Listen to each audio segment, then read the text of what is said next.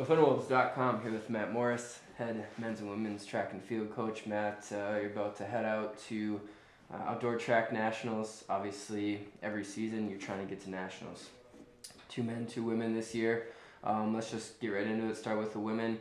Andrea Tuck, she's 13th, entering in the heptathlon. She qualified indoors. She kind of got a taste for the national meet. The RMAC has some of the best heptathlon athletes in the country. Not only now, but in recent history. She knows what it takes to become an All-American. Is this an opportunity for her to get to that top 8? Absolutely. I think indoors, we didn't get a mark early, so we were trying to make sure we got one. So we did it at the conference meet, and then I think that we used our big meet at the conference meet to get in, and so it's a lot about timing. So we went to the nationals. I think we had tapered a little early and some other things. So this time we went out to California, got our mark early, and just been training and kind of doing other things. So I think that we're built up for a big one here, and we're going to need one. Obviously, like you said, not only is it multi-tough in our conference, but it's tough nationally. And so I think, but if she puts things together and has 2 really good days in a row, I think she can definitely put herself in that 51 to 5,300 range, which should put her in a good spot to be on the podium. So she'll begin that Thursday morning, and then also Thursday, Alyssa Evans, the other female that qualified, kind of snuck in at the end. They took 21 athletes for the women's 400-meter dash. She's 21st seed going in. Probably didn't really think that she'd make that mark. I think she was 24th, nationally entering. But she gets another chance to run at nationals. That's something she's done. This will be, I believe, her 3rd straight appearance at nationals. Kind of going in as the last seed. Right. What do you do? I think you're right. And Melissa's had such a good career at the conference level where she's really kind of put that together and gotten in 3 consecutive times in a row off her conference mark. Last year outdoors she was 2nd, got in that time. This year she won indoors and won outdoors. So we really don't have our training cycle set up for nationals necessarily, but she goes and competes hard. So really it's the same for everybody. You got to go in there, you got to get in your prelim, and there's always people that make it in that probably on paper shouldn't make it in, and people that should be locks who don't make it. So really you just have to approach it like any other race and give yourself a chance. Go execute your race the best you can. One thing about the sprints is you're in your own lane the whole time. Where you start moving up in the distance races and it's much more tactical and there's a lot of racing, but in the 400 you can't play defense, so whoever executes best in their lane will move on, and so you have the same chance as everybody else. She's definitely going to have to PR, but if she can do that, she's got a chance. So going on to the men's side, we'll start with Derek, planning on competing in 2 events. First, Thursday is the 3,000 meter steeplechase. Kind of a different format than what you've maybe been used to, having a prelim for that event.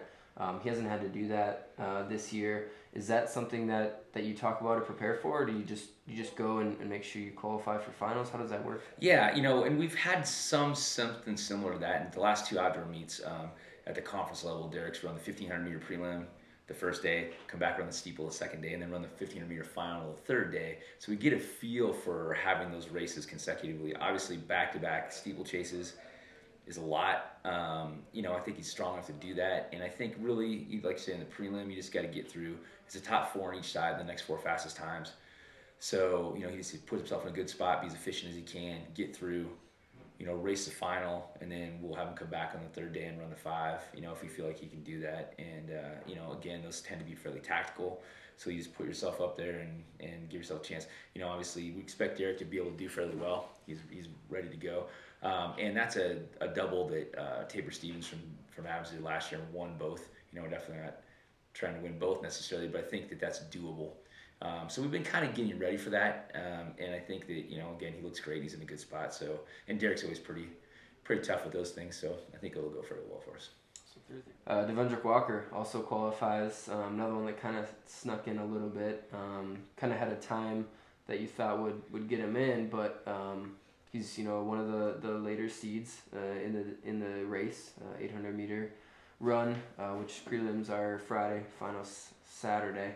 What do you expect from Devon Drake? Obviously, he went last year in kind of the same position and became an All-American, finished 6th. Is that something where, that's something he's going to remember and be able to get in that finals? Yeah, and Devon Drake, is kind of sneaky. He's been in every national championship he's been able to go to. He redshirted him indoors, so he really performs well when it's a lot of pressure and it's a big event. And He came in last year, I think ranked 16th or 17th, about the same. But really, when you're, a lot of those times on there, people are just trying to get in. In is in. Once you get in, there's no real advantage, and now you got to move in. And so, I think he's in a good spot. He's looked great again in practice. And he really is one of those people that executes well at a high level, and isn't concerned, hey, I'm going in 16th or 17th. He's like, hey, go in, race my prelim the best I can. We know, just like last year, he's going to have to PR in his prelim.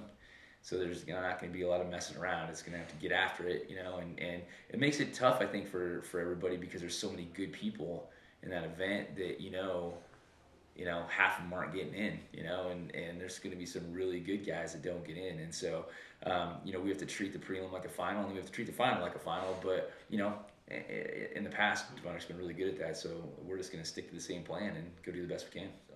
Really quickly, obviously you're going from, most of your races elevation. Obviously you went to California, ran a little bit, but you're going to Florida. It's May, it's humid, it's going to be different. What do you know about running in Florida? Is it going to matter?